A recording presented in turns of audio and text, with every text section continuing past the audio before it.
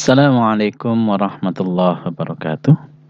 Ketemu lagi dengan saya dalam mata kuliah instrumentasi kendali. Kita akan melanjutkan bahasan kita yang lalu, masih tentang sensor panas. Yang lalu kita sudah mempelajari termistor, maka sekarang kita akan mempelajari RTD. Oke, kita lanjutkan. RTD ini singkatan dari Resistance Temperature Detector. Kadang-kadang disingkat RTDS kecil ya. Resistance Temperature Detector. Karena singkatan RTD ini banyak sekali. Ada real time data, ada real transportation, macam-macam lah ya. Jangan sampai keliru ya. Di dalam dunia elektronik pun RTD ini banyak sekali ya. Yang dimaksud di sini adalah RTD singkatan dari Resistance Temperature Detector. Oke. Kalau kita lihat wujudnya, bentuknya kebanyakan seperti ini, macam-macam bentuknya ya. Jelas ada memanjangnya gini. Ini yang dipakai untuk mengukur panasnya ya. Ada yang seperti ini ya. Macam-macam ya. Harganya lebih mahal daripada termistor. Oke. Biasanya punya kabel 3, ada yang kabel 4, ada yang kabel 2 ya. Seperti ini bentuk-bentuknya. Oke. Kita lanjutkan. Kalau kita lihat dalamnya, itu ada beberapa macam. Ada yang gulungan kawat seperti ini. Nah, gulungan kawat seperti ini. Ada yang dari tungsten, ada yang dari macam-macam ya. Oke. Ini pada prinsipnya, pada awalnya ini menggunakan sifat dari benda-benda mekanis atau benda-benda yang ada di dunia ini. Kalau kena panas, dia akan memuai sehingga panjangnya bertambah. Nah, kalau panjang bertambah menurut rumus resistansi yaitu R sama dengan rho, resistansi jenis dari bahan, dikalikan L per A. A itu adalah penampang. Maka kalau L-nya bertambah, panjangnya bertambah, maka resistansinya dia akan bertambah. Nah, ini lebih linear daripada NTC maupun PTC, daripada termistor. Jadi dia sangat linear sekali karena bahannya ini dipilih dan dipacking yang begitu bagus. Ada bentuknya seperti ini. Ada yang gabungan dari beberapa lilitan. Beberapa lilitan memanjang seperti ini sehingga diperoleh resistansi yang tinggi. Oke. Ada yang cuma lapisan film, ini kadang-kadang terbuat dari kaca atau keramik sehingga tahan panas. Kemudian ada lapisan film tipis di atasnya. Nah, bentuk belok-belok gini supaya panjang sehingga resistansinya tinggi. Oke. Sama prinsipnya, kalau kena panas dia memuai.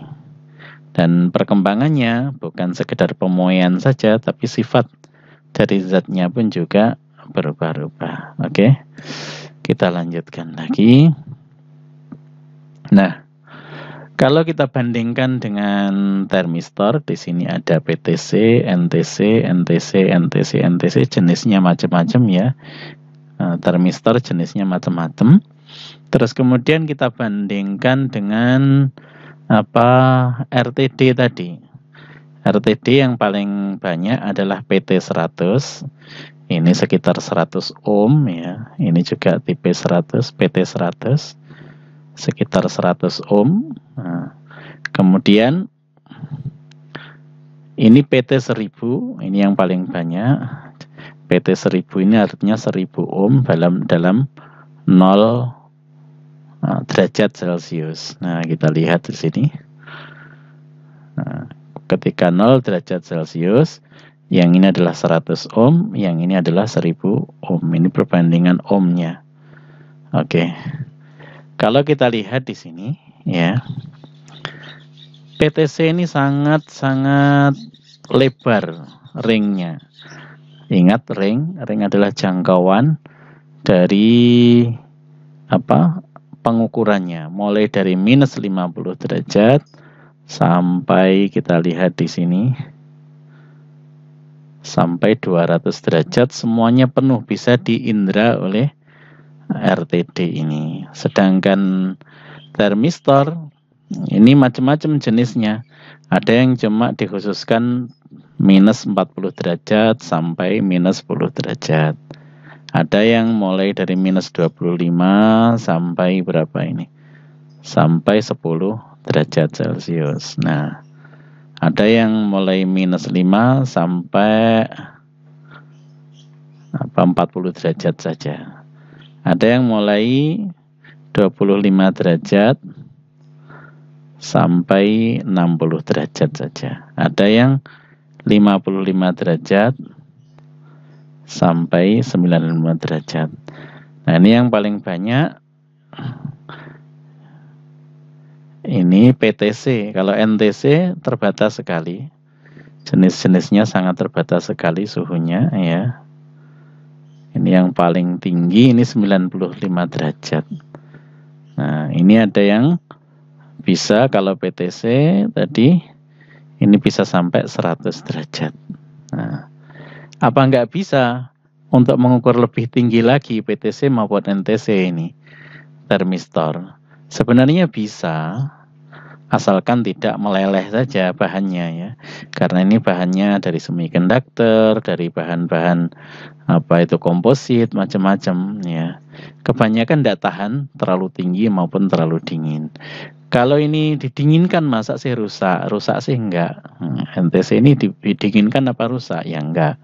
Cuma pengukurannya jadi tidak linear. Nah, jadi tidak terlalu sulit lah ya.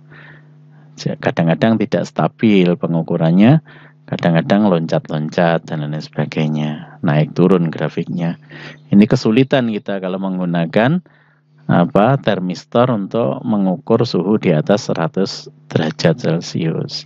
Kalau misalkan di kettle uap, kalau hanya mengukur suhu airnya ya bisalah kita menggunakan termistor. Tapi kalau sudah suhu di atasnya, suhu uap jenuh misalkan, nggak bisa sudah, karena hasil pengukurannya tidak tepat. Lain dengan RTD ini, sangat disukai RTD ini karena mengapa? Suhu jangkauannya ini panjang sekali. Dan kemudian sangat linear kalau kita lihat ini grafiknya, antara kenaikan ini 5 derajat ya, 5 derajat. Ini kenaikannya sangat linear sekali. Nah, ini sangat disukai. Cuma RTD ini harganya lebih mahal tentu saja ya. Karena sudah dibuat kumparan dan lain sebagainya tadi, RTD ini lebih mahal. Dan apalagi yang PT 1000 ya. Yang PT 100 ini agak murah, tapi resistansinya kecil. Kita ingat resistansi kecil, akhirnya arus yang bisa kita lewatkan harus kecil, sehingga voltase yang dihasilkan juga kecil. Oke. Karena voltase yang dihasilkan kecil, harus kita perkuat. Kalau langsung dimasukkan ke Arduino, ke ADC, ya pembacaannya sangat kasar sekali. Ya, nanti jangan-jangan ada panas sedikit sudah full ya, full skalanya. Nah, kemudian dingin sedikit dia 0 gitu, antara 0 dan sama 1 itu tok ya. Akhirnya bukan ngukur suhu ya, cuma on off tok. Nah, tapi dengan RTD ini bagus sekali, sangat lihat ini sangat linear sekali. Oke. Nah, namun kelemahan RTD ini ya ini resistansinya ini sangat kecil. Bandingkan dengan ini sudah 1000 ini di sini. Di sini 2000, 26.000 ya, ada 50 kilo. Kecil sekali. Arus yang mengalir kecil sekali. Sedangkan di sini arus mengalir besar, supaya tidak besar voltasenya dikecilkan. Akhirnya yang dihasilkan voltasenya kecil. Nah, karena yang dihasilkan kecil maka harus diperkuat. Nanti kita bicarakan ya. Oke, cara pemasangannya bagaimana? Kita ingat lagi, bisa kita pakai jembatan Wheatstone ya, Wheatstone seperti ini. Ini resistor yang kita pasang, ini resistor juga yang kita pasang, ini resistor. Inilah yang kita pasang pakai RTD ini. Atau bisa juga di sini, terserah ini. Ini bisa adjustable ya. Untuk ngatur-ngatur bisa pakai trim pot ya, disetting suhunya. Untuk kalibrasi suhunya dipaskan. Nah, maka dihasilkan voltase di sini. Ingat Thevenin ya. Ini seperti Thevenin membagi dua. Ini voltase, sini juga membagi dua. Sehingga perbedaan voltase di sini dan voltase di sini ini adalah gambaran dari sensor di sini. Oke? Nah, di sini kita pasang seperti ini. Nah, bisa juga ya, ini resistansinya untuk settingnya, untuk kalibrasinya bisa di sini ya, sama saja ya. Cuma hasilnya plus sama minus gitu aja ya. Oke. Resistansi elemennya di sini. Ini yang kita pasang RTD. Kita pasang kabel panjang ya. Kabel panjang, di sini alat ukurnya. Kemudian di sini hasil voltase keluarannya. Pakai jembatan Wheatstone. Nah, di sini harus dipertahankan betul apa voltase di sini. Kalau voltase di sini naik turun, ya hasil pengukurannya jadi naik turun. Nah, kemudian resistansi di sini kita ingat resistor selalu punya toleransi. Nah, kita carikan untuk alat ukur toleransi yang paling kecil. Misalkan 1%. Bisa itu pakai alat ukur. Kalau 10%, apalagi 20% ya enggak bisa lah, karena apa? Nanti hasil pengukurannya ngalibrasinya yang susah ya. Oke. Nah, awalnya orang memasang seperti ini saja. Nah, tapi ini ada kelemahan apa? Di sini dilewati arus listrik. Nah, sehingga di sini karena kabelnya panjang, sini mesti ada R-nya. Sini juga ada R-nya. R dari kabel ini.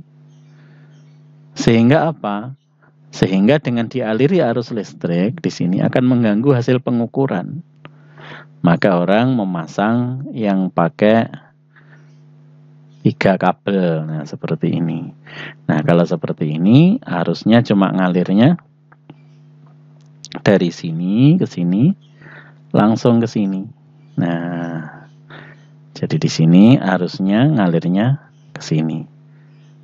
Nah, seperti ini. Ini voltase masukkan, sehingga voltase di sini tidak begitu terganggu karena ini alat ukurnya di sini seakan-akan ini alat ukurnya tidak dialiri arus yang besar, sehingga apa? Voltasenya lebih terjamin. Sehingga kebanyakan kita lihat bahwasanya RTD di pasaran itu kakinya 3 seperti ini. Kalau kita lihat gambarnya tadi ya. Nah, kebanyakan lihat kabelnya ini merah, biru, biru. Nah, seperti ini. Kebanyakan 3. Ini yang paling banyak di pasaran 3 ya. Tapi ada juga orang menambahkan lagi. Ini kan juga dialiri listrik. Nah, di sini dialiri listrik sehingga apa? Arus di sini akan di sini ada R, di sini akan mengganggu.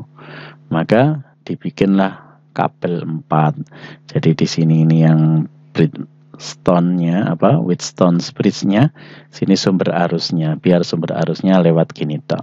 Nah, sehingga apa? Meskipun sini tambah resistansi tidak apa-apa. Nah, oke, inilah yang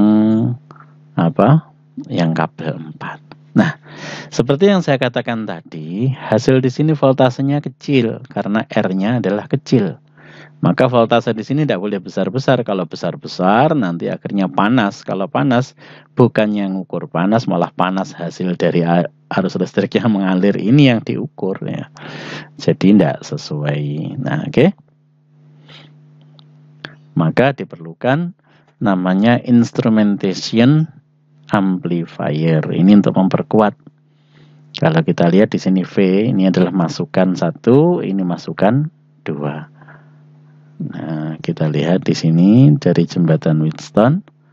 Nah, di sini ada masukan 1 di sini, VB ini masukan 2 di sini. Jadi nanti voltase hasil di sini, hasil pengukuran ini akan diperkuat. Sehingga di sini keluarannya akan tinggi. Ini kalau pakai jembatan Wheatstone seperti ini. Kita lihat di sini adalah amplifier non-inverting. Nah, silahkan dibuka-buka kembali bagaimana operasional amplifier. Di sini adalah non-inverting. Terus di sini juga non-inverting. Ya. Jadi dua amplifier di sini. Ini gunanya adalah memperkuat. Ini memperkuat V2. Ini memperkuat V1. Oke, tapi keduanya ini masing-masing saling berlawanan, ini naik, ini turun, sehingga tambah besar ya. Oke, kemudian di sini ini untuk membandingkan komparator fungsinya di sini, sehingga kalau besar minnya maka di sini keluar min, kalau besar yang plusnya keluar plus, sehingga sini voltasenya lebih tinggi daripada voltase di sini, dilipat gandakan 1000 kali atau berapa kali, sehingga keluaran di sini bisa dilihat oleh ADC miliknya Arduino. Kok rumit ya? Oh enggak, ini sederhana saja sebenarnya, ini IC 1 saja cukup ya. Ada IC 1, ini arusnya kan kecil sekali, yang isinya 4 amplifier seperti ini, 4 op-amp, operasional amplifier seperti ini. Oke. Oke lah, ini anggap satu black box gitu aja. Bahwasanya kalau sini dimasuki masukan dari jembatan Wheatstone, ini keluarannya akan voltase yang tinggi, langsung bisa dilihat oleh ADC. Oke. Nah, nanti kalau ada waktu kita praktekkan. Oke. Kita lanjutkan. Apa nggak bisa pakai Thevenin saja? Thevenin seperti ini. Nah, ini seperti ini. Sensornya taruh di sini, kalau resistansinya turun, voltase turun. Kalau resistansinya naik, voltasenya naik. Bisa saja kita ambil seperti ini. Nah, cuma ya kelemahannya tadi dilalui arus di sini, sehingga di sini Vout kita masukkan hanya pakai amplifier inverting saja bisa, satu amplifier inverting. Nah, penguatannya berapa? Nah, penguatannya adalah RF per Rin minus hasilnya, karena ini inverting membalik. Jadi RF per Rin. Jadi sini bisa kita pasang resistansi yang variabel, sehingga penguatannya bisa kita atur. Oke, seperti itu. Ini bisa masuk ke ADC. Bisa juga seperti itu. Oke. Kita lanjutkan lagi. Nah, ini yang non-inverting. Mudah-mudahan bisa dipahami ya. Oke, kita lihat dalam kenyataannya.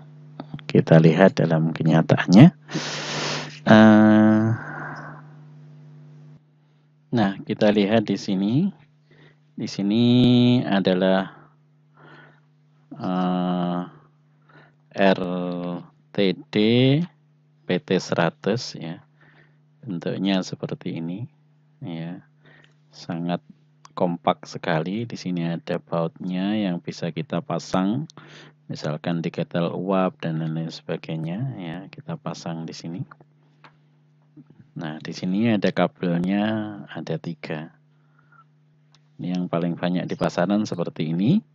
Yang merah ini adalah untuk plusnya, yang 2 ini, satu untuk ground ya, satunya untuk groundnya alat ukur. Nah, jadi seperti ini ya. Di sini kabelnya dilindungi sehingga kalau terkena panas dia tidak leder. Ini dari stainless ya. Nah, seperti ini.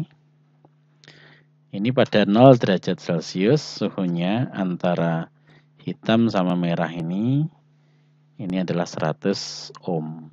Oke. Coba kita lihat pakai avometer ya.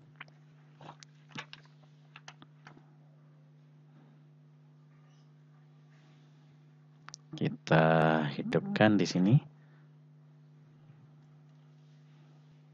Mudah-mudahan kelihatan ya. Kelihatan ya. Nah, kemudian di sini yang minusnya terserah mana, ini bolak-balik juga boleh. Ya, minusnya. Terus kemudian kita lihat di sini di pilihan yaitu 200 ohm. Kemudian kita cek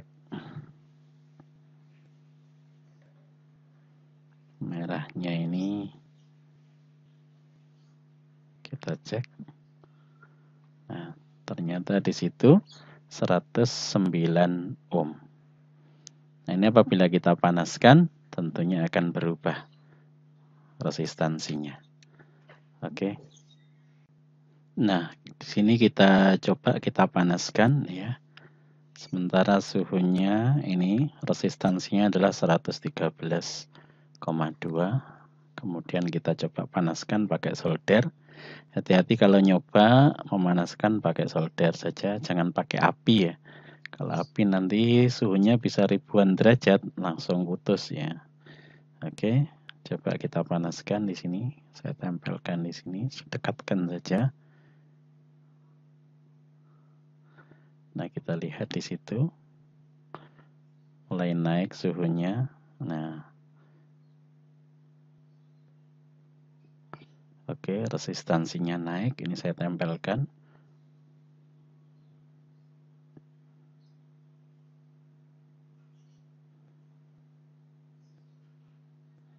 Terus naik dia. Oke. Nah, seperti ini. Suhunya naik. Oke, gitu saja. Tentu saja panas yang diukur ini akan memanaskan alat ukurnya ini sendiri. Inilah dinamik responnya jadi lambat. Karena apa? Alat ukurnya besar. Nah, ini diantara kelemahannya. Kalau alat ukurnya ini punya massa yang besar, maka akhirnya untuk memanaskan masanya sendiri ini perlu waktu dan perlu energi gitu. Sehingga bisa-bisa ini terjadi kesalahan ukuran ya. Tapi kalau untuk ketel uap dia kan panasnya pelan-pelan. Kalau untuk mengukur panas yang cepat maka kita perlu alat yang lain ya. Seperti misalkan pakai infrared. Nah, dengan infrared kita bisa dengan cepat mengetahui suhunya. Oke, mudah-mudahan bisa dipahami. Terima kasih, saya pikir cukup. Saya pikir cukup untuk kali ini. Sampai jumpa di video berikutnya. Assalamualaikum warahmatullahi wabarakatuh.